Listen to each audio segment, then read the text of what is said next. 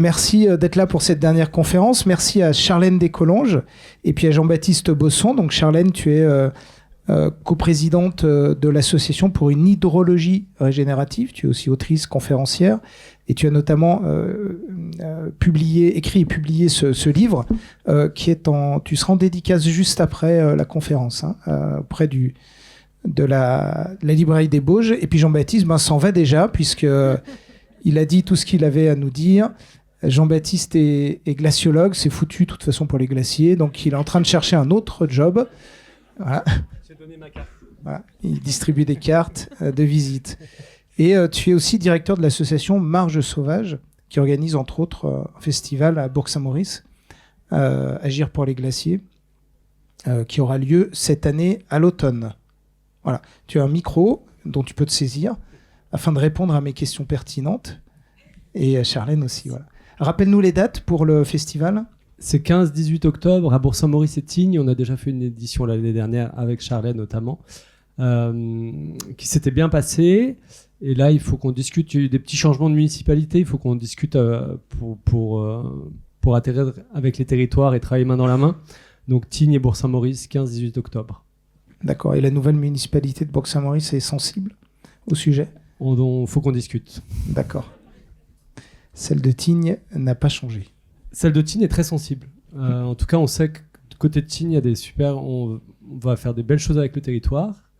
On le faisait avec la municipalité de Bourg avant. Il y a un changement il faut qu'on discute. Ça se trouve, on va être complètement aligné. Ça se trouve, on va pas tirer sur la même corde. On va voir. Alors justement, Tignes, ça nous donne tu me tends la perche pour commencer notre échange. Tignes a fait le constat il y a 3 ans que leur glacier est en voie d'extinction. C'est pas qu'il est simplement en train de fondre, c'est qu'il va disparaître. Et donc, la commune doit se réorganiser, le domaine skiable, et puis la ressource en eau potable aussi, puisque c'est l'une des 2 sources d'eau potable qu'ils ont là-haut. Donc, la disparition du glacier est importante, et plus que symbolique pour Tignes. Alors, ça m'amène à la première question que je voulais vous poser, c'est quelle est la situation aujourd'hui vis-à-vis des glaciers et de l'eau, notamment dans nos Alpes. Alors, je commence par les glaciers, puis de l'amont à l'aval. On va pas vous raconter une super belle histoire. On adorerait raconter des belles histoires et dire que tout va bien.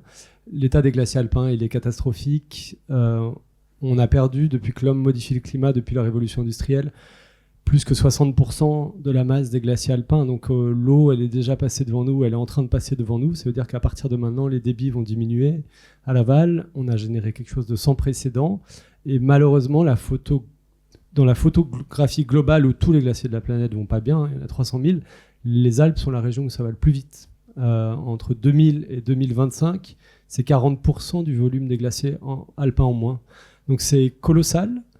C'est plus que 2% par an de perte de masse des glaciers. Donc c'est terrible. J'aimerais vous dire que c'est pas si terrible et que ça va bien, mais c'est terrible. On voit disparaître les glaciers à vue d'œil. Tout le monde le sait. C'est l'indicateur le plus évident du changement climatique dans nos territoires de montagne avec l'amincissement et la disparition de la neige. Mais c'est plus difficile à évaluer la neige. Elle vient, elle revient. D'un coup, dès qu'il y a un coup de neige en avril, les gens croient plus au changement climatique. Les glaciers, ils mentent pas. Ils répondent sur des signaux puissants. 1,3 degré global, c'est ça, depuis 1850, c'est rien. Pour nous, dans la pièce, c'est absolument rien. Pour les glaciers alpins, à terme, c'est 80% en moins. Juste 1,3 degré. Et c'est même plus chaud dans les Alpes, non ? Le réchauffement est plus important dans les Alpes. Ouais, le 1,3, c'est une moyenne mondiale, et puis ça va plus vite dans les terres, et ça va un petit peu plus vite dans les régions de montagne, dans les régions polaires. Donc la photographie alpine, elle est pas bonne du tout pour les glaciers. Et puis le destin, il est entre le scénario le plus optimiste de sauver un quart du volume des glaciers alpins. Donc ça, c'est l'application de l'accord de Paris. Chaque jour qui passe, on s'en éloigne malheureusement. Mais on peut encore sauver une partie des glaciers alpins qui seront décisifs pour l'habitabilité de nos territoires, pour le fait qu'on ait de l'eau, des stations de ski, de l'hydroélectricité, de l'eau potable, l'agriculture, de l'élevage, etc. Ou alors on va vers une extinction des glaciers alpins dans les prochaines décennies. Et par exemple, le glacier de la Grande Motte, son espérance de vie, c'est là, c'est quelques dizaines d'années. C'est des glaciers quand même qui sont parmi les plus hauts de Savoie. C'est un des points hauts de la Savoie, le secteur de la Grande Motte et de la Grande Casse derrière. Je vais pas vous donner, je maîtrise pas ce glacier-là. On travaille par exemple avec les Arcs, le haut du domaine skiable des Arcs, 3300 mètres, Aiguë Rouge, glacier du Varay. Lui, c'est dans les 10 ans qu'il disparaît. Donc, il y en a qui ont déjà il a déjà perdu 90% de sa surface. Donc, la Grande Motte, on va dire en fonction des projections climatiques, je suis persuadé qu'on peut sauver une partie. Enfin, les modèles, c'est pas moi. Les modèles montrent qu'on peut sauver une petite partie de la calotte sommitale et des glaciers en haut des Alpes. Comme je vous dis, c'est un quart, un tiers des masses glaciaires alpines et c'est fondamental. Ou alors une extinction si on tourne très vite le thermostat. La Grande Motte en 30 ans, 40 ans, ça peut être fini. Merci pour ces bonnes nouvelles du front glaciaire. Charlène, au niveau de l'hydrologie et plus spécifiquement en montagne, quelle est la situation ? Alors là, c'est très complexe à décrire. On peut faire des grands traits, mais évidemment, c'est toujours spécifique à chaque territoire, chaque bassin versant. Donc Jean-Baptiste, lui, travaille à l'échelle des massifs de glaciers. Les hydrologues travaillent à l'échelle des bassins versants, mais évidemment, ça se recoupe généralement. Par contre, on sait que avec le changement climatique, les hydrosystèmes de montagne sont ceux qui vont subir le plus fort changement par rapport au système en plaine. C'est-à-dire qu'on va voir ce qu'on appelle les régimes hydrologiques évoluer. Donc, régime glaciaire influencé par la fonte des glaciers, régime nival influencé par la fonte de la neige, régime pluvial. En fait, on va vraiment avoir un décalage, une suppression de l'onde de fonte glaciaire, nivale, pour tendre ensuite vers des régimes pluviaux. Et ça, évidemment, à une vitesse grand V. C'est déjà observé, on le voit. Alors si d'une saison à une autre, on a encore une variabilité du manteau neigeux qui est là. En fait, tendanciellement, sur les statistiques, on a déjà une disparition du manteau neigeux dans les préalpes et tous les massifs qui sont à plus basse altitude. Donc ça veut dire que ces territoires de moyenne montagne, comme on dit, sont déjà les plus impactés par le changement climatique. Ceux qui sont encore préservés sont les systèmes en haute montagne, même si j'entends il y a des problématiques de disponibilité de l'eau, ça va s'aggraver. Par contre, dans ces moyennes montagnes, donc la Chartreuse d'où je viens, le Vercors, les Bauges et une partie du Beaufortin sont déjà fortement impactés par le changement climatique parce qu'on a une diminution du manteau neigeux et donc l'apparition de sécheresses plus précoces et potentiellement plus longues aussi.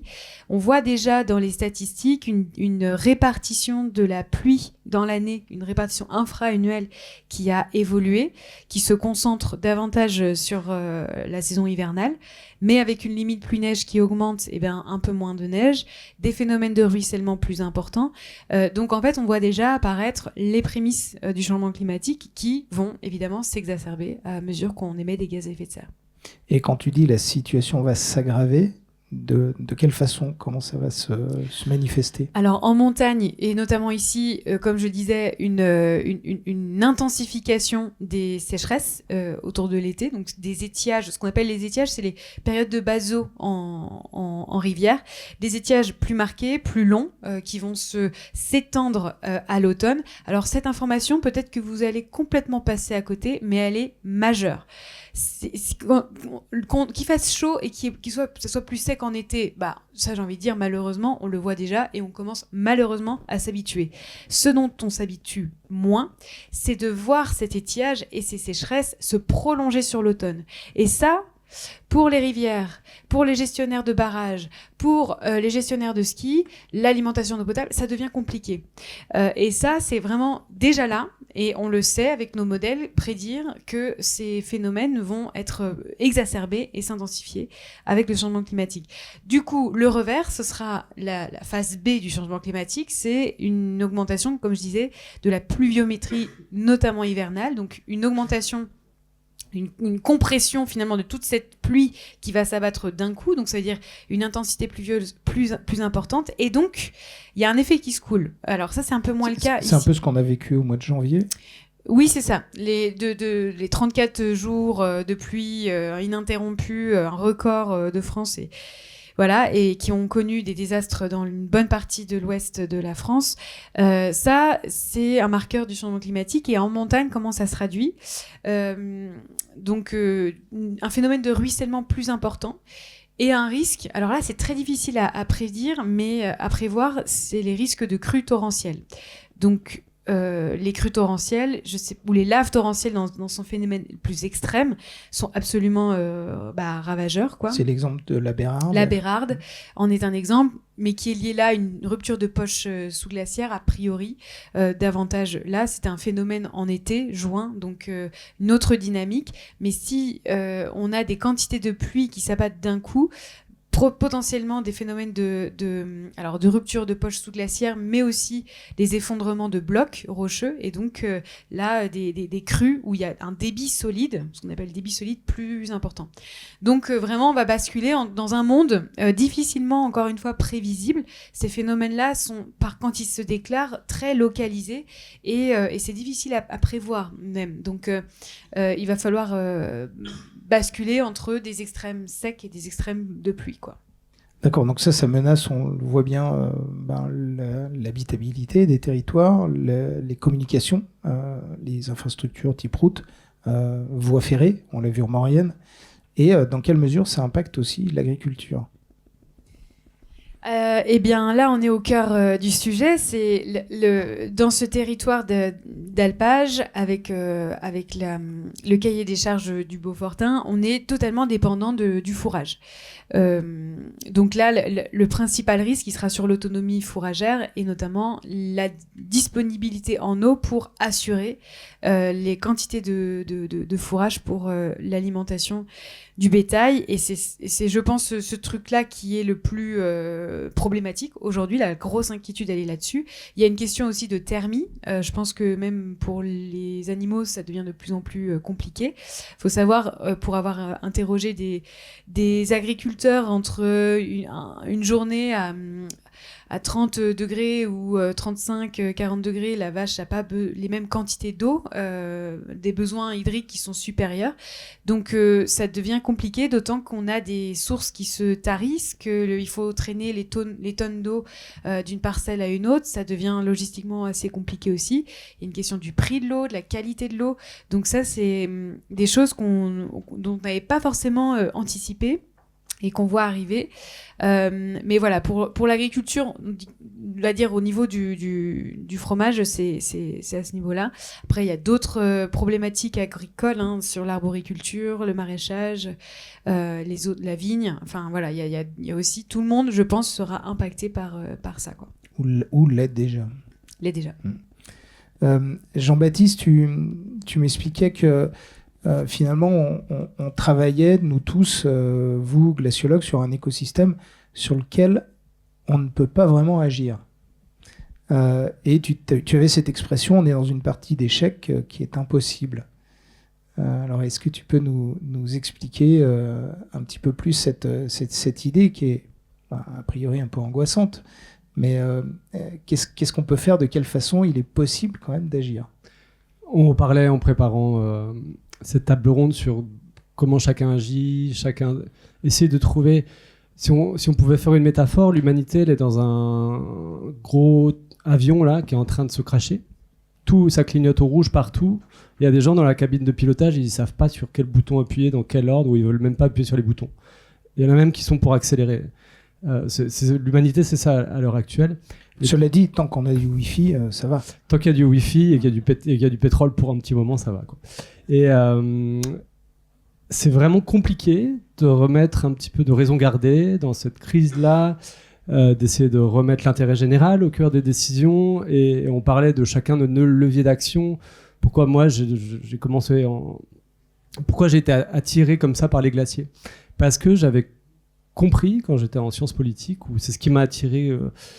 comme une mouche comme un moustique avec une lumière, j'étais attiré par les glaciers parce que c'est un extraordinaire écosystème politique. Parce que, comme je vous disais, pour comprendre l'urgence écologique du monde, les enjeux hydrologiques, les enjeux de l'habitabilité des territoires, les enjeux de la biodiversité, ils nous permettent là où je vous disais que le réchauffement 1,3 dans cette pièce, ça veut rien dire pour nous, ça veut pas dire grand-chose. On voit que les forêts sont en mauvaise santé, mais on met 200 ans à voir que les forêts réagissent mal au réchauffement climatique. Les glaciers, on arrive à le voir très très vite.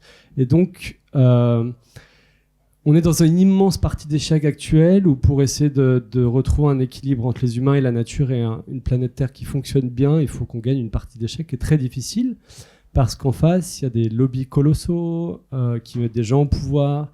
Le système capitaliste a dévasté la planète, a pris en plus les commandes du système. Hein. Regardez les hyper-puissants, c'est tous des hyper-capitalistes qui se hyper-enrichissent. Pas forcément en France, mais en tout cas... Aujourd'hui, regardez les États-Unis, enfin juste le symbole. Il y a une percolation totale entre le monde des affaires maintenant, le monde du pouvoir. Et donc, comment on essaye de remettre de l'intérêt général là-dedans? Et on parlait de ça en disant, nous, par rapport aux glaciers, si on doit sauver les glaciers, si on est dans la cabine de pilotage, le grand chose qu'il faut tirer en arrière, c'est le climat. Comment on met ce coup de frein généralisé sur le climat pour aller vers l'application de l'accord de Paris? Peut-être qu'intellectuellement, sociétalement, politiquement, c'est le plus grand défi de l'histoire de l'humanité. Parce qu'on n'a pas de gains rapides, parce que les gains ne nous concernent pas et vont concerner les générations futures, parce que tout le monde pense avec son égoïsme, mais le tirer sur le levier du climat, c'est hyper dur. Regardez les dernières élections municipales, qui parle de climat en France? Qui parle dans le débat public au niveau international? Qui parle aujourd'hui de climat alors que la situation elle est plus grave que jamais? Les gens ont même... Donc on a eu un espoir pendant l'accord de Paris, et là les gens ont déserté le champ climatique. Il y a quand même des assos qui se battent, il y a aller faire le camion là-dessous pour voir le monde du futur, mais qui se base sincèrement pour ça dans la société? Très très peu. Donc nous, on essaye un tout petit peu, et les glaciers sont un extraordinaire levier pour comprendre, pour agir politiquement, essayer de remettre la question du climat au cœur des choix politiques, des choix des territoires, et donc sur l'avenir des rivières, sur l'avenir des montagnes, sur l'avenir des littoraux. Si on perd les glaciers sur Terre, c'est 66 mètres marins en plus. C'est-à-dire que vous prenez toutes les cartes du monde que vous connaissez, tout monte. Si vous êtes vraiment facho, si vous n'aimez pas les gens qui viennent de loin, il faut sauver les glaciers. Parce que les glaciers, leur fonte va mettre en mouvement des centaines de millions de personnes, des milliards le devenir de l'humain, comme le passé de l'humain, c'est le mouvement, c'est la migration. Et donc, moi, il faut qu'on fasse la tournée des colloques d'extrême droite pour leur dire, mais si vous êtes vraiment d'extrême droite, il faut devenir glaciologue et pro-climat, il faut vous battre pour sauver, parce que le destin de l'humanité, c'est encore plus de migration. Donc là-dessus, on a peu de levier. Mais on essaye quand même, d'activer, de montrer la gravité, qu'il y a des solutions et que les glaciers nous aident. Par contre, on travaille sur quelque chose qu'on a décalé, et il me semble que là, il y a plus de leviers, on arrive à gagner des combats, c'est la protection territoriale. C'est que des glaciers sont détruits à la pelleteuse, à l'explosif, dans les domaines skiables, par des compagnies minières dans le monde. Regardez l'intérêt de Trump pour le Groenland, c'était pas pour aller faire des études de glaciologie ou s'intéresser aux ours polaires, c'est pour les ressources minérales qui arrivent du retrait glaciaire. Et là, nous, on se bat, et là, on arrive à gagner beaucoup de combats, petits, mais de protection territoriale ou législative. Les glaciers sont un impensé du droit. Comment on les met dans le droit en France? Comment on interdit de mettre des coupes pelleteuses dans un bien commun qui est hérité de l'histoire de la planète et qui donne de l'eau à tout le monde? Comment on interdit un domaine skiable de détruire, ou comment on accompagne en parlant, en négociant avec un domaine skiable pour qu'il prenne soin du glacier? On parlait de Tignes tout à l'heure. Tignes s'est fait grâce à la Grande Motte. Enfin, Tignes sans la Grande Motte, sans cette haute montagne. Donc comment des systèmes qu'on utilisé, qui se sont enrichis par-dessus, doivent se transformer en systèmes qui prennent aussi soin de leurs sources de revenus. Donc là, on travaille avec des stations de ski, on travaille avec les ministères, on travaille au niveau local, à l'international. Et là, pour le coup, autant sur le climat, le levier il est difficile à actionner, ou il est beaucoup trop gros pour nous, mais on essaye quand même d'être une petite fourmi qui le bougeons. Autant sur la protection, et on a travaillé avec Bourg-Saint-Maurice, avec la commune, pour réémerveiller les gens. Vous êtes les gardiens de vos glaciers, de votre montagne sauvage. Et après les glaciers arrivent des écosystèmes hyper importants, des nouveaux lacs, des nouvelles zones humides, des nouvelles zones de pelouse qui seront les alpages de générations futures. Et là, on a une immense responsabilité et facilité à en prendre soin. Le foncier public, il appartient à nous tous, en un sens, c'est du terrain communal, mais c'est du foncier public. C'est très facile à mettre en protection. C'est très facile à empêcher les stations de ski. J'ai rien contre les stations de ski en particulier, mais ou les compagnies minières dans le monde qui sont en train d'acheter toutes les zones de retrait glaciaire. Le foncier est public et ça ne coûte pas 1 centime d'argent public que de faire un arrêté de protection. On n'y touche plus et on laisse la nature. Donc là, on travaille là-dessus sur des choses qui sont positives, je crois. Et à Bourg-Saint-Maurice, on l'a fait non pas en tant qu'expert descendant dans le territoire en disant « il n'y a qu'à Faucon », en disant, comme pour la Convention pour le climat, c'est aux habitants, c'est aux citoyens, c'est aux enfants, c'est aux gens qui sont là, à côté des glaciers, qui ont une responsabilité assez unique. Et c'est à eux de prendre soin des glaciers. Donc on a fait une convention du territoire pour les glaciers à Bourg-Saint-Maurice, qui est, je crois, la première au monde, où les enfants du village, c'était le conseil municipal des enfants, et les citoyens ont dessiné eux-mêmes la zone à protéger en disant pourquoi ils voulaient la protéger. Donc je pense que c'est une belle histoire qu'il faut finaliser sur ce territoire, mais voilà, désolé, c'est un petit tunnel. Non, pas de problème. Un tunnel de glace. Ouais. Et il existe toujours ce tunnel de glace à Chamonix qu'on peut visiter dans la mer de glace? Ouais, il y en a qui le skient en ce moment, je crois. D'accord. Non, mais c'est ce tunnel qui creuse, ils font des sculptures à l'intérieur. Oui, la grotte de glace qui la se grotte visite, de glace, bien sûr. Elle existe, alors j'y suis pas allé l'année dernière, donc elle existait, c'est un aspirateur à tourisme, hein, donc voilà, c'est un usage humain, culturel, économique, passionnant, mais les glaciers disparaissent, mais on continue au chalumeau à les aménager pour faire des visites de glace. Alors si ça sensibilise les gens et que ça transforme le monde et que les gens, en ayant visité la mer de glace, ils ont envie d'en prendre soin, tant mieux. Je suis même pas sûr, voilà, malheureusement. Je crois que. Non, d'ailleurs, il devait y avoir un glaciorium dans les nouveaux bâtiments. Ils vont le faire. La gare d'arrivée. Ils vont le faire, je crois. Et puis finalement, non, ils ont dit, voilà. Finalement, on n'a pas les sous, on va pas le faire. La gare d'arrivée du Montanvert, du train du Montanvert. Voilà. Donc pour l'eau et les glaciers et l'eau sont évidemment extrêmement importants. Je ne sais plus lequel d'entre vous disait que l'eau était stockée dans les paysages. C'est peut-être toi, Charlène. La formule est assez belle. Et je vais citer un petit passage de ton livre pour montrer l'importance, un peu comme tout à l'heure, l'importance des liens et de l'interconnexion entre tous ces systèmes. Des hydrosystèmes en mauvais état ne peuvent que fragiliser les modèles socio-économiques qui en dépendent, puisque les effets de leur dégradation induisent des coûts cachés devenant difficiles à supporter pour la société.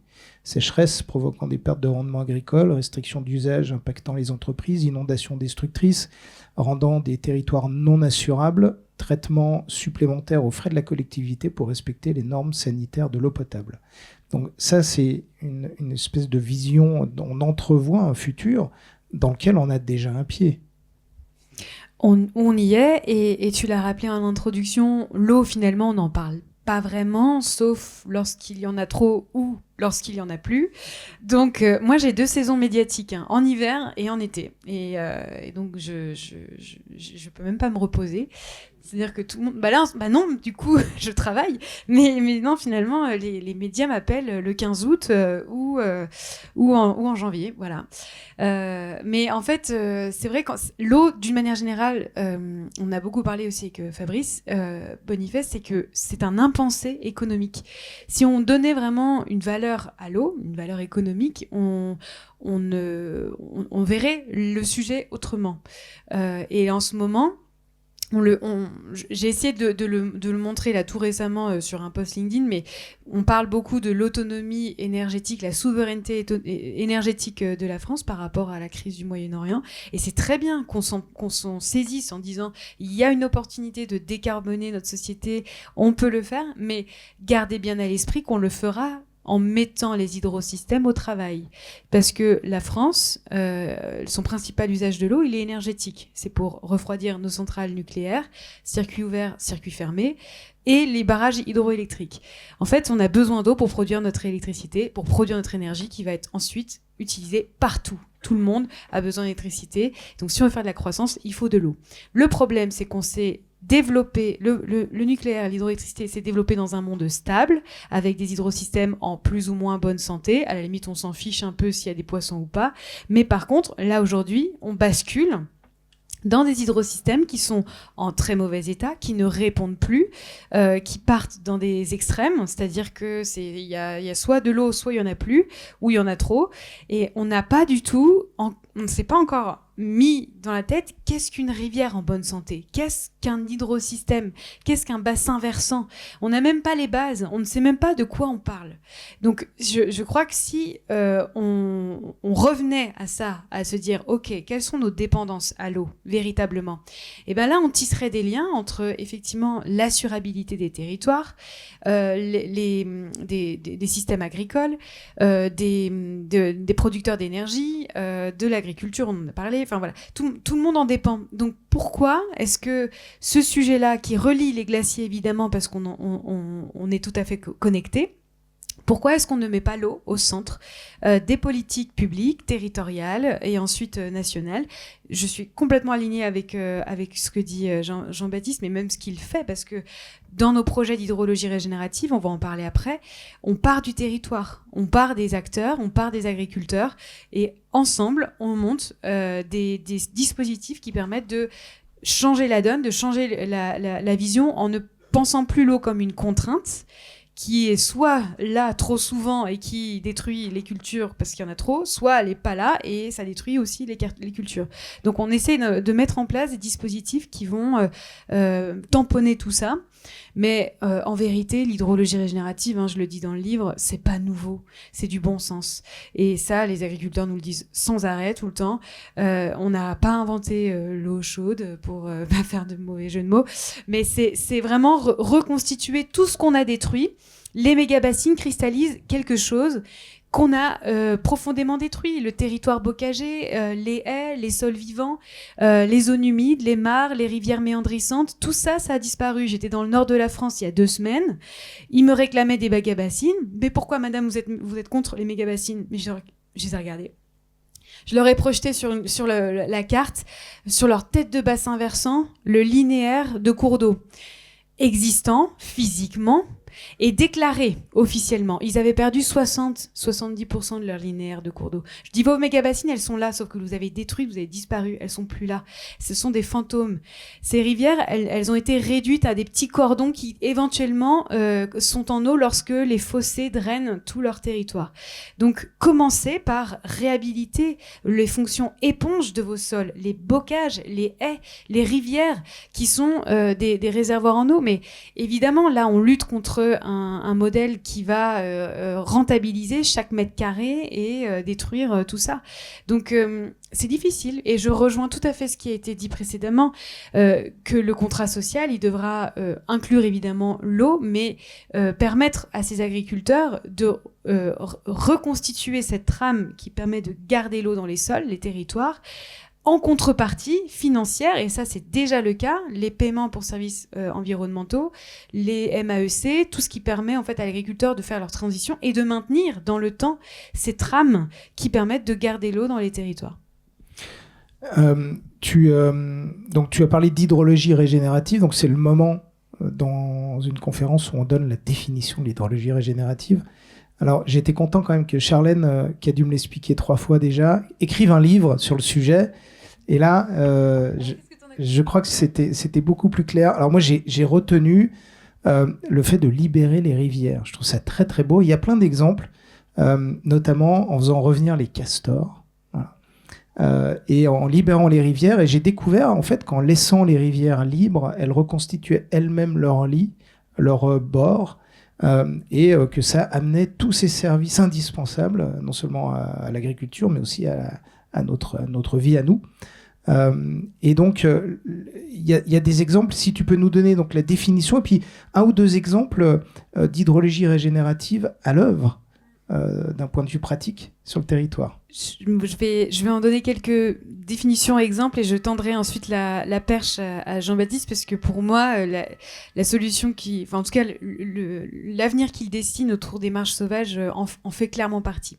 En fait, l'hydrologie régénérative, c'est une sorte de nouvelle branche de l'hydrologie qui vient étudier, documenter, accélérer les processus, réactiver les processus de la vie terrestre qui cultive l'eau en fait depuis des centaines de millions d'années. Imaginez, il y a 400 millions d'années, on fait un saut dans le temps, nous sommes une petite goutte d'eau de couleur bleue. On s'évapore des océans, on arrive sur les continents, absolument rien nous arrête, on file tout droit à la mer. C'est à peu près ce paradigme dans lequel on est bloqué aujourd'hui. On est resté dans ce vieux schéma du cycle de l'eau où l'eau file et part le plus vite possible à la mer. L'hydrologie régénérative, elle inverse la chose en disant, en fait, il y a 400 millions d'années, il y a eu une action symbiotique des vivants océaniques qui se sont mis d'accord pour aller sur Terre. Et ce faisant, les espèces pionnières, je vous inclus dedans parce que vous n'êtes pas nombreux dans la salle, mais vous êtes les espèces pionnières, celles qui vont probablement prendre des coups, mais débroussailler les voies. Et donc ces espèces pionnières, elles ont activé ces processus dont on parle dans le livre de recyclage continental de l'eau. Alors là, je viens de dire un gros mot. Le recyclage continental de l'eau, c'est quoi ? En fait, vous avez des végétaux, là dehors, vous passez la tête, vous regardez. Les végétaux évapotranspirent. C'est ce qu'on appelle l'eau verte. C'est cette eau qui est prise dans les sols et qui est évapotranspirée. Cette eau verte, elle n'est pas véritablement perdue. Elle est remise en circulation à l'intérieur des continents. Cette notion d'eau verte a permis de faire apparaître les bassins atmosphériques, d'où vient la pluie, qu'est-ce qu'elle devient une fois qu'elle tombe, et a permis de montrer qu'il y a des régions dont les pluies dépendent de l'état des sols et des forêts, du couvert forestier des autres régions. Donc c'est une sorte d'interdépendance invisible à l'œil nu, où pour maintenir les pluies, on a besoin d'avoir des forêts, des zones humides, des bocages, etc. Donc ça, c'est complètement renversant, et c'est vraiment la porte d'entrée de l'hydrologie régénérative, c'est-à-dire comment on permet de réactiver ces processus de la vie qui cultivent l'eau sur les territoires, de l'eau verte, de l'eau bleue, et en fait, on peut décliner tout un tas de principes que sont ralentir la goutte d'eau bleue, infiltrer, stocker dans les paysages et pas dans les méga-bassines, et évapotranspirer, favoriser, maintenir à minima l'évapotranspiration, tout en diversifiant. On ne peut pas évapotranspirer qu'à partir de monoculture, que ce soit pour la forêt ou l'agriculture. Le principe de diversification, il est hyper important. Donc ensuite, on décline ces principes-là autour d'un triptyque au sol arbre et dans différents milieux, les forêts, l'agriculture, autour des rivières et en ville. Les villes qui sont aujourd'hui encore sur le modèle d'entonnoir, on laisse filer l'eau, changent à travers le schéma de ville-éponge. Et donc, tu as cité libérer les rivières, libérer l'espace des rivières. Eh bien, en fait, les rivières, tout comme dans les champs drainés, tout comme les forêts drainées, ont été largement rectifiées. Je donnais tout à l'heure l'exemple du nord de la France qui a transformé les rivières en fossés. D'une manière générale, vous allez tout au long, vous baladez au bord de l'Isère. L'Isère est corsetée autour de nombreux systèmes d'endiguement. Pour l'agriculture, pour l'extraction de granulats, pour la défense contre les inondations. Donc en fait, toutes nos rivières, la plupart, sont corsetées, n'ont pas d'espace latéral pour aller chercher des sédiments sur les côtés, recruter du bois. Le peu de bois qu'on a, on l'enlève parce qu'on en a peur. Donc en fait, il y a plein de choses qu'on pourrait mettre en place qui ne demande pas grand-chose, juste un changement d'état d'esprit. C'est vraiment l'objectif de ce livre, pour redonner de l'espace au processus qu'on peut réactiver. Et donc, du coup, marche sauvage. Voilà, c'était le... Je te remercie de faire le lien à ma place. Marge sauvage, alors c'est le nom de l'association que tu as créée et que tu présides, J'adore ce nom, c'est pour être un très joli nom de bouquin d'ailleurs. Je risque de te le piquer un jour, si tu l'écris pas. Raconte-nous, parle-nous de ce que sont ces marges sauvages. En fait, c'est là où on est amis, on se connaissait avant de faire des conférences, on a de la chance d'être là aujourd'hui, mais c'est là où je pense qu'on est vraiment complémentaires, et peut-être que Charlène, elle travaille sur 80% de la planète et nous, on travaille sur 20% de la planète en complémentarité. Charlène, avec ce régénératif, essaye de réparer le monde, en fait. Quand les glaciers ont disparu ici des régions de la France, il y a 40 000 ans, la France, ou il y a 20 000 ans, quand on dessine des choses à Lascaux, la France c'est une grande steppe, il y a des zones humides partout, les rivières elles sont sauvages, l'eau elle est stockée dans les territoires, il n'y a pas de problème d'eau à l'époque, enfin bon, ils n'étaient pas très nombreux, mais... Et donc Charlène, sur une immense partie de la planète, Charlène et plein d'autres, essaie de contribuer à réparer les écosystèmes, sans dire il faut enlever les hommes. C'est comment on trouve une histoire commune qui est durable. Parce que pour l'instant, on a une histoire commune qui va droit dans le mur. Donc, il faut réparer une grande partie du monde. Et l'hydrologie régénérative nous aide, avec des projets très concrets et très impactants et vraiment extraordinaires. Je vous encourage à acheter son livre et puis de voir tout ce qui se fait, mais de très concret. C'est pas des choses intellectualisées. Et nous, on travaille en amont de tout ça en disant il y a une partie de la planète qui n'a pas encore été dégradée par les humains. Alors, l'Europe, la marge sauvage de l'Europe, qui n'a pas été profondément modifiée et dégradée des humains, c'est moins de 1% des territoires d'Europe. On a l'impression qu'on vit, dès qu'il y a des arbres autour, tout est cultivé. Les humains ont choisi les espèces, on a détruit par exemple les grands prédateurs qui sont clés dans le fonctionnement des écosystèmes pour structurer la vie des écosystèmes. On a sélectionné les essences, on a sélectionné où voulait des alpages, et c'est très bien, je ne dis pas que c'est con, mais il faut vraiment voir les Alpes comme un immense paysage culturel. La France encore plus, il y a quasiment plus d'arbres en la France au Moyen-Âge parce que c'est pour l'énergie, pour la construction, pour la chaleur, c'est clé le bois. Et donc les forêts françaises, aujourd'hui le grand plan français de protection des forêts, du ministère de l'écologie, s'appelle le plan d'action forêt subnaturelle. Parce qu'au mieux, ils considèrent qu'en France, on a des forêts qui sont subnaturelles, c'est-à-dire proches de l'état naturel, mais pas naturelles. On sait qu'elles ont été plantées ou accompagnées par les hommes et les sylviculteurs depuis très longtemps. Et nous, on travaille sur les glaciers, qui là, pour le coup, personne n'a été coulé de l'eau pour transformer ça en glace. Quasiment indompté, mis à part quelques domaines skiables qui se sont posés dessus, plus ou moins avec une facilité.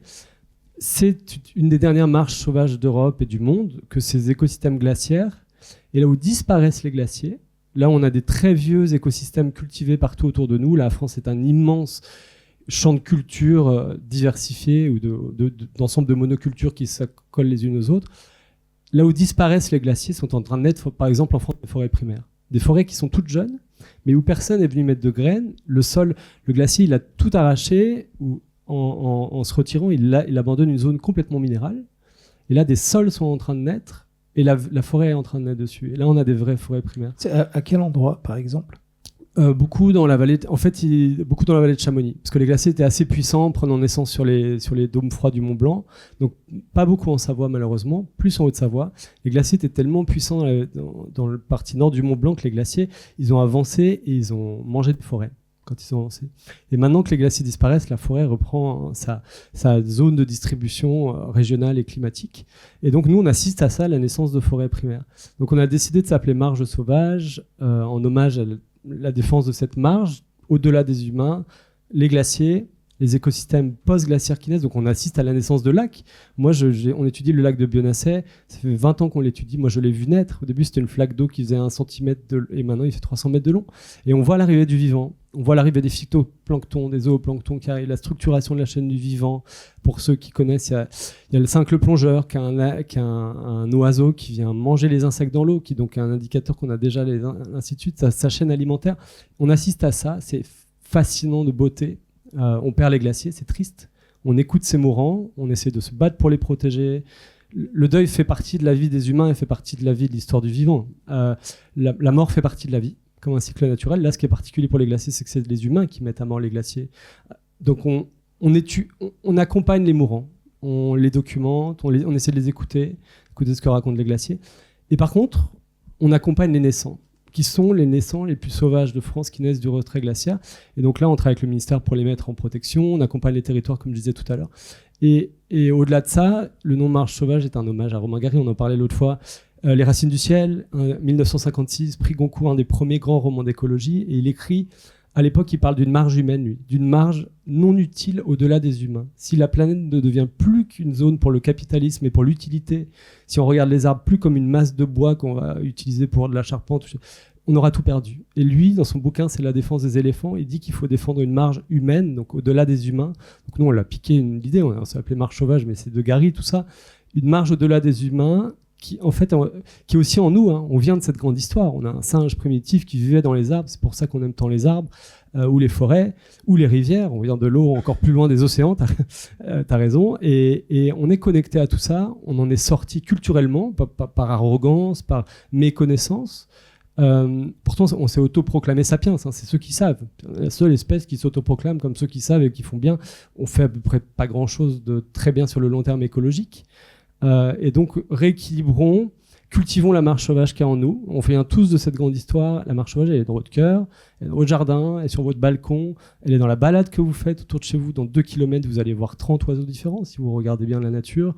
Et nous, on travaille spécifiquement sur la haute montagne parce que c'est symbolique et que là, il y a des combats à gagner assez peut-être plus facile. Et puis après, on essaie de travailler, de discuter avec les agriculteurs, de discuter en plaine avec d'autres types d'écosystèmes. Mais quand l'humain est là, qu'il y a des intérêts économiques, c'est plus difficile. Ça rejoint la table ronde d'avant avec Marc-André. Les intérêts économiques versus la fin du mois versus la fin du monde, et on oublie le monde. Fin du mois versus la fin du monde. Charlène, donne-nous, s'il te plaît, un exemple d'hydrologie régénérative à l'œuvre aujourd'hui. Alors, je vais essayer. Avec ou sans castor? Bah oui, je sens que tu me tends la perche une deuxième fois avec le castor, donc je crois. Mais t'en parles beaucoup quand même. Mais oui, mais en fait, je rends hommage dans ce livre à la pensée du philosophe Baptiste Morisot, qui nous a largement inspiré pour penser l'hydrologie régénérative, parce qu'on est un peu nouveau quoi dans ce paysage-là, et il nous a vraiment donné l'assise philosophique pour essayer de la penser. Et en fait, un des exemples, parce que j'ai essayé d'atterrir dans le livre à des projets assez concrets, il y a donc ce retour d'expérience, j'en reviens, j'y étais cette semaine, dans la Drôme, donc toujours à l'initiative de Baptiste Morisot et Cédric Cadet, qui est un ingénieur qui travaille au service de Valence Romand Agglo, donc une agglomération qui gère ce qu'on appelle la GEMAPI, la gestion de l'eau, milieu aquatique, prévention des inondations. Et tous les deux, en fait, ils ont discuté l'opportunité de faire un autre projet de restauration des rivières. Aujourd'hui, si vous regardez vos rivières avec qui ont peut-être des pelles mécaniques dedans, c'est parce qu'il y a des projets de restauration morphologique, écologique de la rivière. Bon, ça peut se justifier encore à certains endroits, évidemment, mais il y a une nouvelle approche qui décide de laisser faire les processus. Encore une fois, on est dans laisser faire les processus, les accompagner. Pas se laisser faire, encore une fois, engloutir comme si les humains n'existaient pas. Non, c'est vraiment d'être dans une forme d'accompagnement. Où est-ce qu'on intervient, où est-ce qu'on relaisse la place pour les processus. Et dans ce projet-là, donc pour ceux qui connaissent, vers Chabeuil, à peu près vers l'est de Valence, il y a cette rivière qui était une rivière en tresse. Donc typiquement ce qu'on pouvait retrouver sur l'Isère, hein, une belle rivière en tresse, qui s'est réduite à force des activités d'extraction en aval, les endiguements, etc. Donc elle s'est réduite à un cordon de l'eau bleue qui coule tout droit entre deux rives figées et une profonde incision de 4 mètres. La rivière s'est incisée, paf, elle va chercher ses sédiments au fond jusqu'à atteindre la roche-mère. Et en fait, là, on retrouve la plupart des visages de nos rivières en France sont de ce type-là.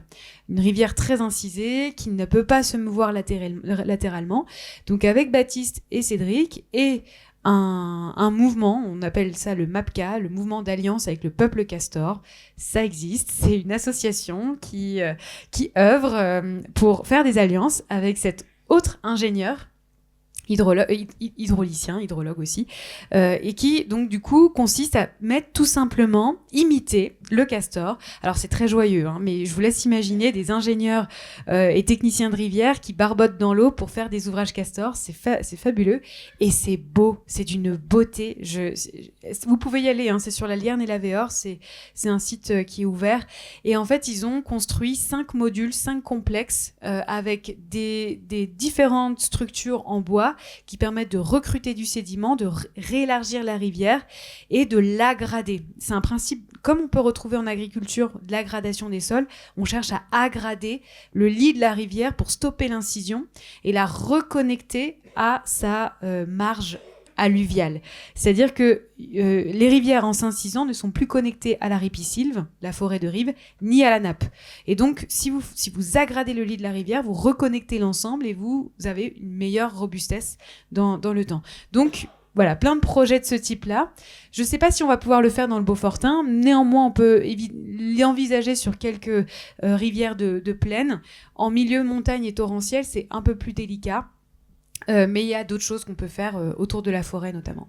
Alors je cite, c'est limite poétique en fait, la façon dont tu le décris et dont c'est décrit dans le livre, avec plein de mots nouveaux aussi que j'ai appris, merci.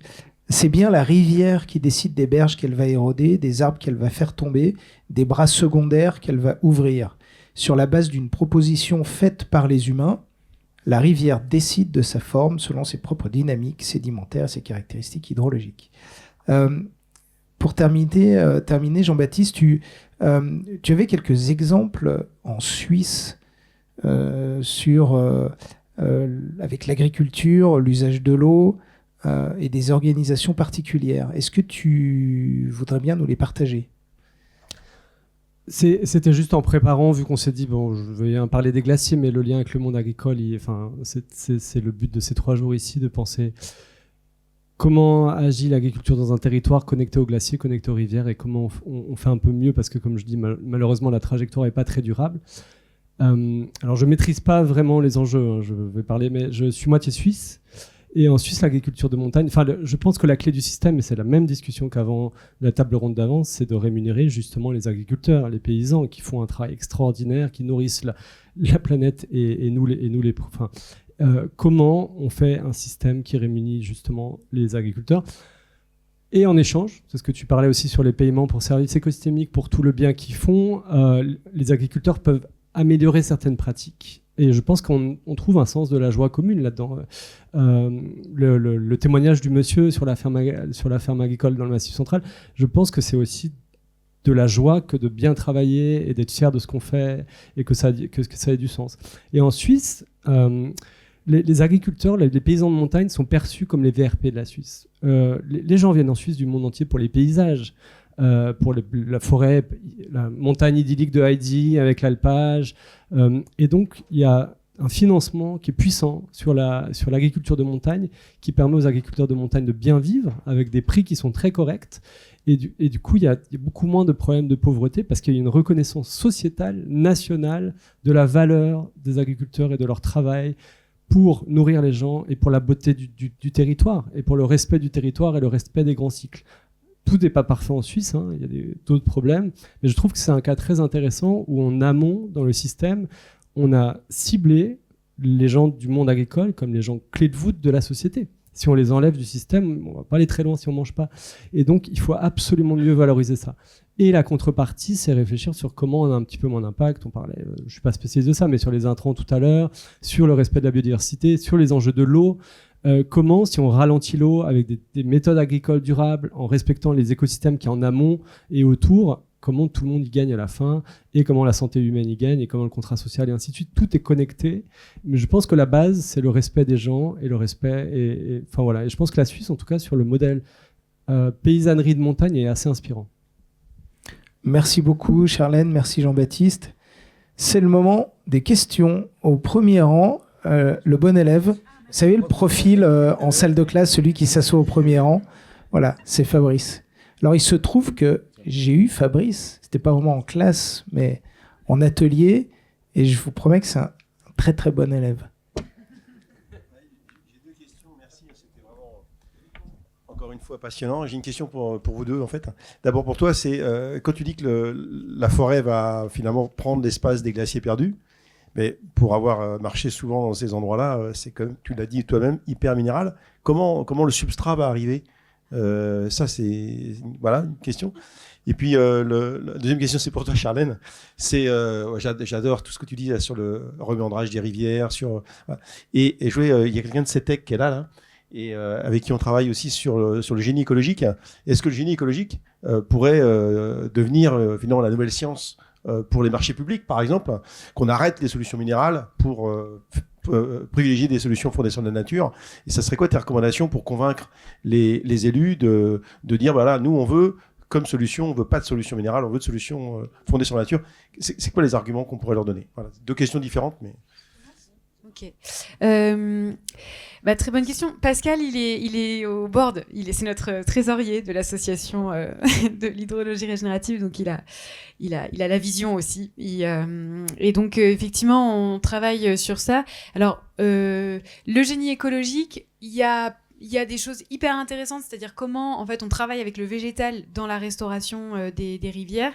Et il y a encore des choses à, on va dire, à améliorer pour, en fait, l'intérêt pour les élus, c'est pas de leur dire faites du génie écologique. Ce qu'il faut dire aux élus, c'est redonner de l'espace à la rivière, parce que en fait, on peut faire des berges stabilisées, végétalisées, mais on n'aura pas réactivé les processus. On continuera en fait à évacuer l'eau très très rapidement entre deux berges. Donc ce qu'il y a, et là on boucle avec les documents d'urbanisme. Parce que c'est vraiment le levier qui permet de laisser cet espace-là le plus possible autour des rivières.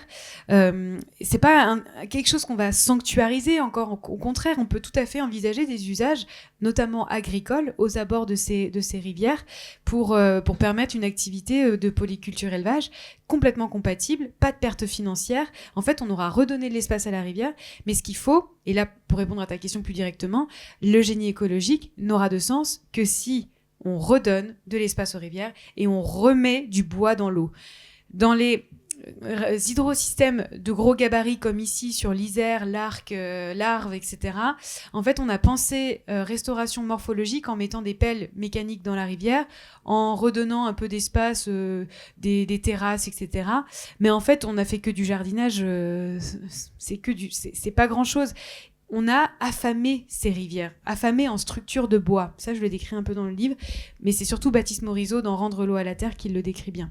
Il faut remettre du bois dans l'eau. Et on peut mettre du gros bois dans l'eau. C'est ça qui est impressionnant. En fait, quand on voit du bois dans la rivière, on a l'impression que c'est pas propre. C'est sale, c'est dangereux, c'est vraiment ce côté très répulsif de la mort. Tu vois, tu en parlais tout à l'heure, mais le principe de génération, c'est d'avoir de la mort dense qui va ensuite renaître. Et quand vous mettez du bois dans l'eau, mais les pêcheurs, ils sont ravis, ça fait des caches, ça fait de la nourriture, ça permet vraiment au processus de revenir. Donc, mettons du bois dans l'eau et mettons du gros bois. Je pense que pour les grandes rivières comme ici, l'avenir du génie écologique, ce sera de remettre du gros bois dans l'eau. Voilà. Et pour la naissance des sols ou l'arrivée de la... Alors ça, c'est vraiment fascinant. Hein. Le grand retrait glaciaire, il date de plus que 10 000 ans. Donc ici, on va dire, si on va à part aller jusque très haut dans les vallées, là où était le glacier à 200 ans, tous les sols ont plus que 10 000 ans. Donc toute l'histoire, c'est des vieux sols qui sont profonds, avec une vieille histoire biologique et une histoire humaine qui arrive avec la sédentarisation et quand on commence à domestiquer les animaux, les rivières, les forêts, etc. Et donc on a des vieux socio-écosystèmes. Et puis il y a juste une bande de haute montagne où depuis 10 000 ans, les glaciers avant circulent. Alors d'abord pour des raisons complètement naturelles, et puis récemment pour une raison anthropique où c'est nous qui tournons le thermostat. Et donc on pourrait vraiment diviser les Alpes en 3 grands types d'écosystèmes, des vieux socio-écosystèmes qui sont anciens et où l'homme il a une grande place, ce qui reste de glaciers, très sauvages, aquatiques, voilà. Et au milieu, cette bande-là, qui est une bande d'émergence, qui est en train d'émerger du retrait glaciaire, qui a 200 ans maximum, et puis qui a un jour, là, aujourd'hui, la mer de glace a peut-être perdu 1 centimètre ou pas, suivant la chaleur qu'il faisait aujourd'hui là-haut. Et là, c'est fascinant pour qui aime voir la naissance de la vie, voir la naissance d'écosystèmes. Ça peut être très très lent et un peu ennuyeux parce que c'est lent en très haute montagne. Si vous êtes dans les écrins au dôme de la Vanoise, là, quand les glaciers reculent à 2800 mètres, c'est très très très lent. Une immense partie du temps, c'est sous la neige, l'énergie venant du soleil n'est pas assez là, il n'y a pas beaucoup de matière organique, il n'y a pas de pollinisateurs, ça met beaucoup de temps à 2800 mètres. Mais à Chamonix ou ailleurs, ou dans d'autres coins, les glaciers ont descendu jusqu'à 1100 mètres. Et là, on a une immense période sans neige, on a une immense énergie, on a de l'eau, on a des graines qui viennent de partout, on a de la biomasse, et là, le sol, il vient vite. Enfin, ça met du temps quand même. Et donc là, c'est depuis 200 ans un terrain qui est étudié par les pédologues et les biologistes sur Terre, qui appellent ça la succession primaire. Parce qu'ici, si vous mettez un coup de pelleteuse ou que vous regardez ce qui se passe, on part tout le temps d'un système existant qu'on perturbe et puis tout est secondaire, tertiaire et ainsi de suite, sur tous les cycles écologiques. Là, on part d'un zéro. Le glacier a tout comme un bulldozer raboté. En reculant, il a abandonné quelques cailloux, mais il laisse une surface essentiellement minérale. Alors, il va laisser des virus, des bactéries, des champignons. Donc, l'embryon de la toile du vivant, l'invisible est là. On ne le voit pas, nous, mais déjà l'invisible est là. Et arrivent les mammifères, arrivent les oiseaux qui répandent les graines, arrivent les insectes qui... Enfin, et fascinant, on ne s'attendait pas à ça, nous, dans le Mont Blanc. On disait souvent, moi, les collègues, ils disent, bon, les forêts, il faut des dizaines d'années. Et t'as pas vraiment de forêt primaire parce que c'est des tout petits bouts. On a 3 km² de forêt primaire post-glaciaire en France. Dans ces zones-là, c'est 300 terrains de foot, c'est rien à l'échelle des forêts françaises. Par contre, c'est les joyaux de la couronne de la naturalité de certaines forêts. Et les gens pensaient que ça met du temps à venir et que avant, dans la succession, il y a les cailloux. Après, il y a les plantes herbacées qui vont plus vite et qui se diffusent plus vite et qui ont besoin de moins d'énergie pour pousser. Et après, il y a les arbres. Et ben, à Chamonix, les arbres arrivent avant même les herbacées. Bon, on ne comprend pas pourquoi. Enfin, on comprendra peut-être pourquoi bientôt, scientifiquement. Moi, c'est comme le Seigneur des Anneaux. Les arbres, ils bougent, ils avancent, ils reculent après. Et allez voir le glacier des Bossons, allez voir la mer de glace. Allez voir le glacier des Bossons. Vous vous garez à côté il y a la buvette du Cerro. Vous vous garez à côté du tunnel du Mont Blanc. Vous marchez, allez, 1 heure, 1 heure et demie pour arriver au front du glacier en 1980. En 1980, le glacier est là et aujourd'hui, vous avez des mélèzes, des épicéas qui ont notre taille, qui ont 3 mètres, 4 mètres, 5 mètres. Allez-y dans 10 ans, vous verrez que ce sera une grande forêt, une mélèzée, une boulet. Et c'est extraordinaire. Il y a la vitesse. Et donc voilà. Et quand vous les voyez pousser, vous vous demandez qu'est-ce qu'ils mangent et sur quoi ils poussent. Ils sont dans les cailloux. Mais eux-mêmes, par exemple, les mélèzes sont... En écologie, il y a les sprinteurs et les marathoniens. Les marathoniens vont gagner à la fin et c'est les épicéas qui gagnent dans les Alpes. Ils sont en train de mourir avec les scolites, mais dans l'arbre roi du nord des Alpes, c'est l'épicéa, c'est le marathonien. Les sprinteurs, c'est les bouleaux, c'est les aunes, c'est les mélèzes et les hêtres dans certaines zones. Ouais. Et nous, en haute montagne, là, en moyenne montagne, c'est les mélèzes qui vont le plus vite et les bouleaux, par exemple. Et eux-mêmes, en produisant des cycles, le mélèze, c'est un des seuls qui perd ses épines. Hein, le bouleau contribue à générer la biomasse qui est la première litière qui va être le vivant d'après. Et donc, c'est vraiment fascinant. Je suis à mes limites de compétences, que moi j'étudie les glaciers à la base, mais on s'émerveille de ça à chaque fois qu'on y va. Hein, et c'est puissant d'être dans ces forêts primaires où est en train de naître quelque chose. Il y a des chouettes qui arrivent dans ces zones. C'est-à-dire qu'il y a des pics qu'on fait des trous, c'est-à-dire que les arbres arrivent à maturité. Comme je disais, il y a le cincle plongeur, il y a des chauves-souris. Voilà, le vivant est en train lui-même de créer un sanctuaire et on essaie d'en prendre soin. Waouh. Est-ce qu'on peut rester jusqu'à 19h30 Parce que... Oui, une autre question.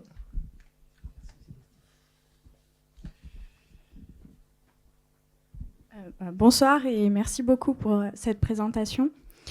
Moi, j'ai suivi plusieurs conférences entre hier et aujourd'hui. On a beaucoup parlé des forêts en filigrane.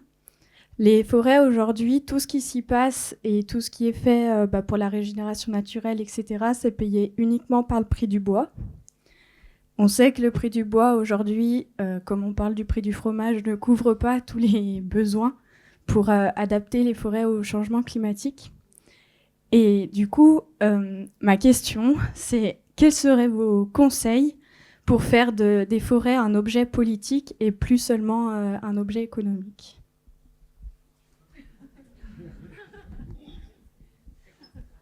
Bon, pour moi, c'est le même problème que pour l'agriculture, et comme je vous disais, de reconnaître que sans bois, une société va pas très bien. Et dans les sociétés alpines, on a vécu grâce aux forêts, avec les forêts pour chauffer, pour construire, et qu'il faut restructurer complètement le système économique pour qu'on paye bien les gens qui travaillent, pour prendre soin des forêts qui font du beau travail. C'est le système capitaliste et de la mondialisation qui a tout détruit. Hein. C'est le fait qu'on aille acheter du bois à l'autre bout du monde ou qu'on le coupe ici, qu'on l'envoie en Chine. Ceci dit, on est tous partie prenante d'une certaine manière, qu'on soit producteur ou consommateur. Donc il faut qu'on réinvente des filières bois puissantes, locales. C'est du yak à faucon. Hein. Je ne suis pas ministre de l'agriculture et de la foresterie. Mais la première chose fondamentale, c'est mieux payer. La deuxième chose fondamentale...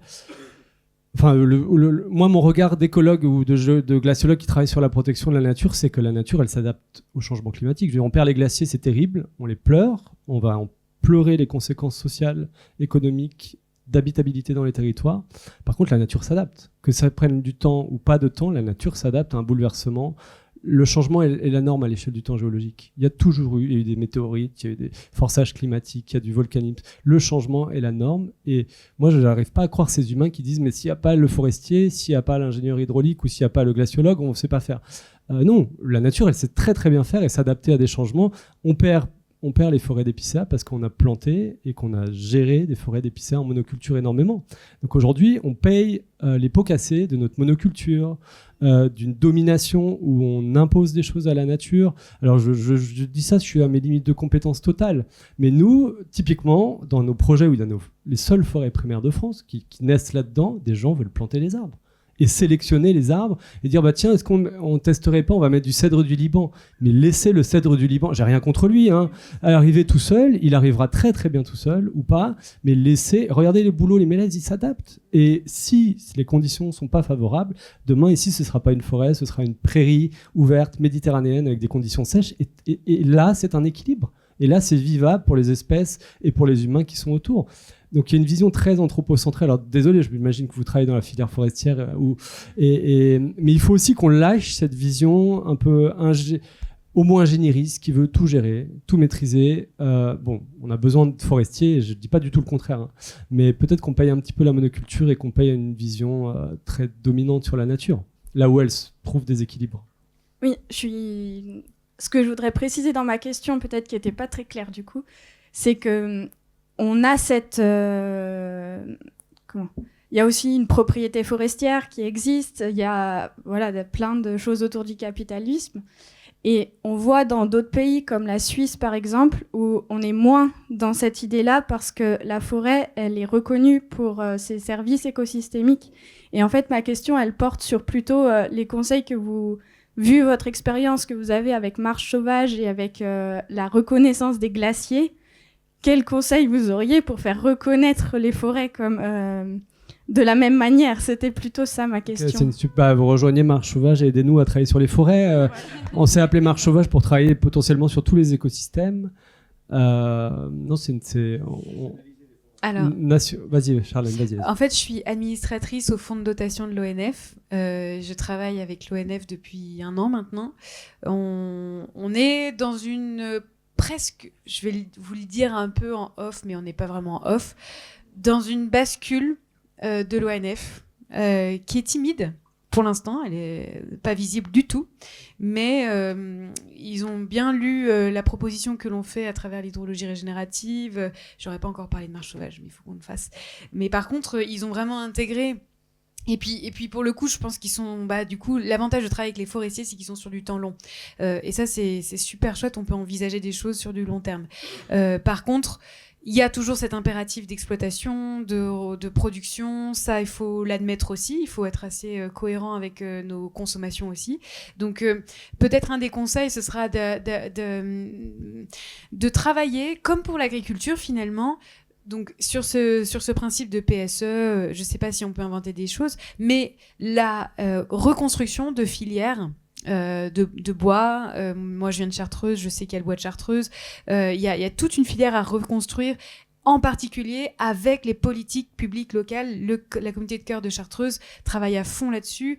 Il y a vraiment, je pense, des alliances territoriales à trouver pour à la fois protéger la forêt, les hydrosystèmes et les systèmes post-glaciaires, et donc une valorisation économique locale qui peut être tout à fait bénéfique. Moi, je pense qu'on est dans ce moment où on a bien saisi les enjeux et on a tout ce qui est possible de faire pour, encore une fois, mettre les bonnes personnes autour de la table et travailler sur le territoire pour se préparer à cette évolution-là, quoi.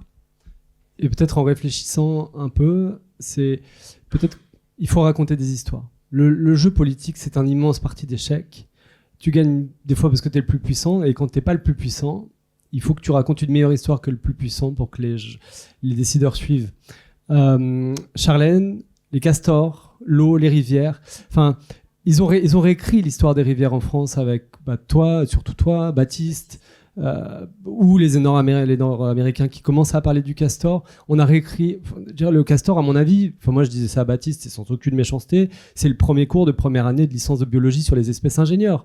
On redécouvre pas le castor en 2026, c'est la base de l'écologie et des espèces qui modifient les écosystèmes. Seulement, on a rendu désirable ce récit d'émerveillement. Nous, sur les glaciers, on travaille sur un mort vivant, un fantôme qui est en train de naître. Donc, nous travailler sur l'émerveillement des forêts primaires, c'est le naissant qui est le miroir du vivant, ça nous aide à gagner des combats sur les glaciers. Et peut-être questionner, alors, Monsieur Allais, sur les forêts primaires, plein de gens essayent. Je crois que l'immense succès du film de Vincent Munier, Le Chant des forêts, qui est extraordinaire, Il raconte des histoires sur les forêts. On vient des forêts, on vient des océans, après on vient des forêts. Nos mains, là, c'est l'héritage de notre histoire. On s'agrippait, on aime toucher les arbres, on aime être en forêt parce qu'on a un lien. Il faut qu'on retrouve le lien de l'émerveillement. Et peut-être que le gros challenge, je te dirais, trouvons l'histoire qui marche avec les forêts. Guillaume peut vous aider pour ça.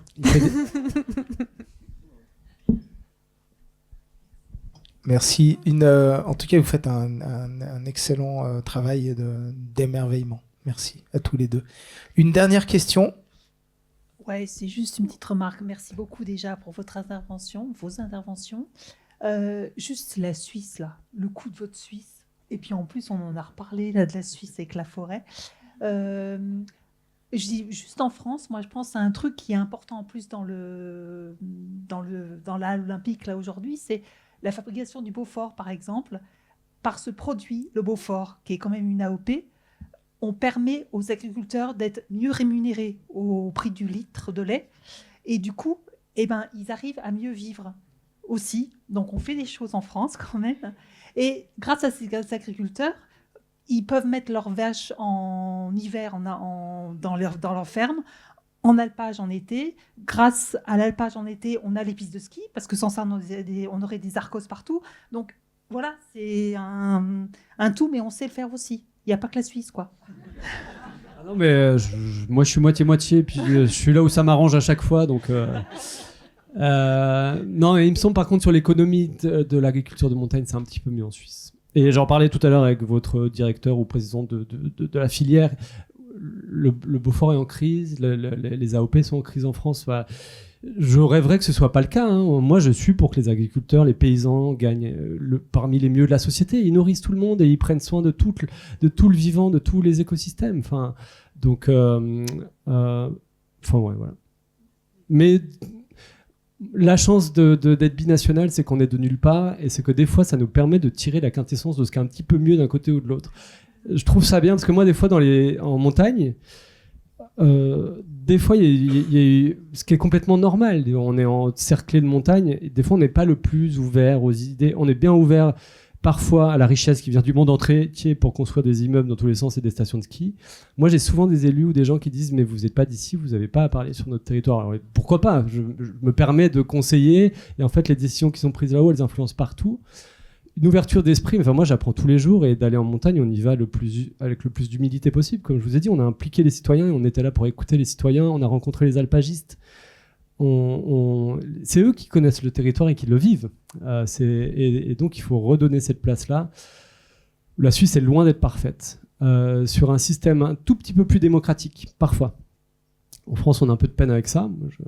Deuxièmement, sur une valeur de la nature et des paysages et des services écosystémiques qui sont gérés un peu plus avec du long terme, je crois, et un peu plus de prévoyance, c'est pas mal. Mais à côté de ça, ils font des grosses bêtises aussi et tout n'est pas parfait. Et en plus, en Suisse, ils rémunèrent les agriculteurs qui accueillent des castors. Ils ont un plan castor. Le castor, notre ami. Bon, et ben voilà. Est-ce qu'il mange du Beaufort, le castor ? Non, alors vraiment, dernière question. Juste une réflexion. J'ai bien compris ce qu'on pouvait faire en termes d'hydrologie régénérative, etc. Il me semble qu'ici, dans des territoires de montagne avec un relief particulièrement marqué, malgré tout, la goutte bleue, elle allait vite quand même beaucoup plus loin, quoi. Et la manière qu'on avait de la retenir sur le territoire, c'était la neige et la glace qui sont en train de s'évaporer, quoi. Donc, alors, il y avait des zones humides, peut-être qu'il faut qu'on travaille sur les zones humides. Il y avait la forêt, mais bon, depuis le Moyen-Âge, on l'a dégagée, la forêt, pour en faire des surfaces pastorales. Donc, qu'est-ce qu'on peut faire en montagne, quoi ? Mais en montagne, dans le relief, je parle, pas en bas, dans la vallée. En fait, l'immense challenge de ce que raconte Charlène, c'est comment soit la nature, elle ralentissait le cycle de l'eau naturellement, et on s'adaptait, on arrivait dans un territoire où il y a telle quantité d'eau, il n'y en a pas plus, il faut faire avec. On vit hors sol. Hein.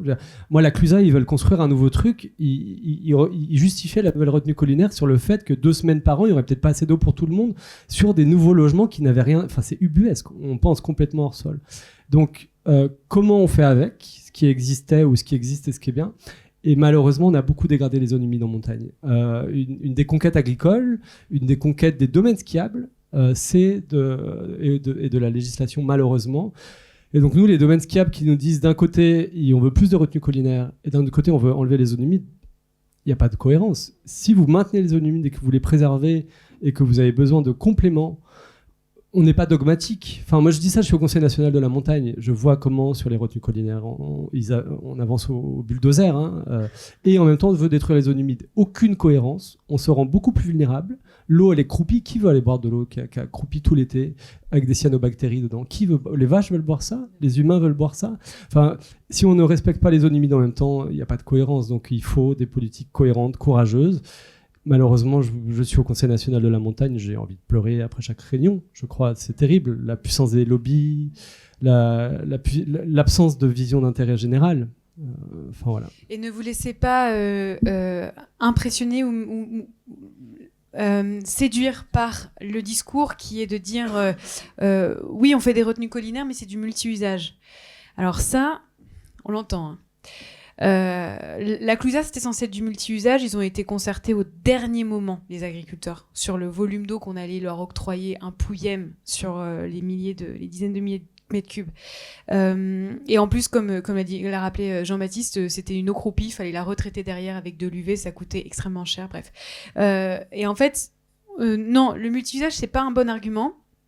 Et à la limite, je préférerais largement que les ingénieurs travaillent sur des solutions qui vont permettre de garantir de l'eau pour l'abreuvement en estive ou dans les alpages, plutôt que de construire des retenues qui vont pas rendre de l'eau potable, fromageable pour le coup, et maintenir le plus possible ces zones humides qui sont capables de retenir l'eau bien plus que ces retenues collinaires. Ça, c'est vraiment hyper important. Enfin, j'ai beaucoup travaillé sur cette question des retenues collinaires, je pourrais en parler des heures, mais ne vous laissez pas avoir sur cette question, parce que je pense que c'est vraiment très trompeur. Et tu peux juste nous dire, c'est un sujet que je connais aussi, que la neige de culture perturbe profondément les cycles de l'eau. Voilà, non mais c'est... Ouais, mais c'est important parce que le discours du lobby... et notamment de l'NMSM ou d'autres lobbies du ski voudraient nous dire que la neige de culture c'est bien parce que ça ralentit le cycle de l'eau et que c'est justement, et puis qu'on rend l'eau à la nature. Bon, c'est juste une petite parenthèse. On profite d'avoir Charlène ici pour vous dire que ça marche pas comme ça. Je pourrais pas répondre à ta question, Guillaume, je suis désolée, parce que c'est vraiment complexe. Par contre, parce que en vérité, si je dois être honnête avec ma fonction d'hydrologue, la question de l'eau, évidemment, l'eau qui est stockée, elle est restituée, sauf s'il y a un transfert de bassin versant, notamment au niveau des zones qui sont enneigées artificiellement. Par contre, donc, moi, le sujet, il est sur où est-ce qu'on implante cette retenue, à la place de qui, c'est-à-dire en général une zone humide ou à côté, et donc comment elle est remplie, cette retenue. Il faut savoir qu'en Savoie, juste avant ce matin, j'ai préparé mon intervention, j'ai regardé toutes les données de l'Observatoire de la neige de culture en Savoie depuis 5 ans, et en fait, les retenues... En fait, la production de neige de culture, en Savoie en tout cas, en Haute-Savoie je ne sais pas, en Savoie, elle n'est pas produite par des retenues collinaires, dans le sens où elles se remplissent par l'impluvium. Elles sont remplies par des cours d'eau, donc on va pomper de l'eau, ou par l'eau potable, le réseau d'eau potable, c'est-à-dire qu'on a une eau potable, pouf, on la met en surface, elle est plus potable. Et sinon, par d'autres hydrosystèmes, je sais plus.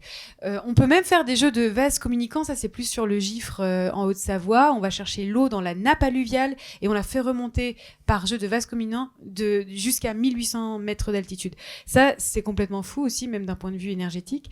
Donc en fait, la question de la retenue, elle cristallise beaucoup d'aberrations et d'aberrations, quoi, d'un point de vue de l'eau. Par contre, d'un point de vue vraiment hydrologique, effectivement, l'eau, elle est stockée elle est remise dans le système, elle va juste fondre plus en décalé. Mais par contre, il y a des vrais sujets autour de la disparition des zones humides, la manière dont on remplit ces retenues, parce qu'on va les remplir à une période où il n'y a pas forcément de l'eau, c'est-à-dire en fin d'été, à l'automne. Et là, c'est un désastre pour les rivières. Donc, voilà. Bon, merci. Un résumé. Et Jean-Baptiste, le 23e mot de la fin, puis après on arrête vraiment. Non, juste sur le lien entre les humains et l'hydrologie en montagne. L'histoire de la conquête humaine de la montagne, ou de notre manière d'habiter les montagnes, ça a été faire face aux éléments. Et l'eau, et des fois il y avait trop d'eau, des fois pas assez. Ce que porte Charlène sur l'hydrologie régénérative, les humains qui sont arrivés là, nos ancêtres, alpagistes qui vivaient dans les communes, détourner l'eau, faire des bis, horizontaliser le cycle de l'eau quand il allait très vite verticalement, c'est le truc le plus vieux.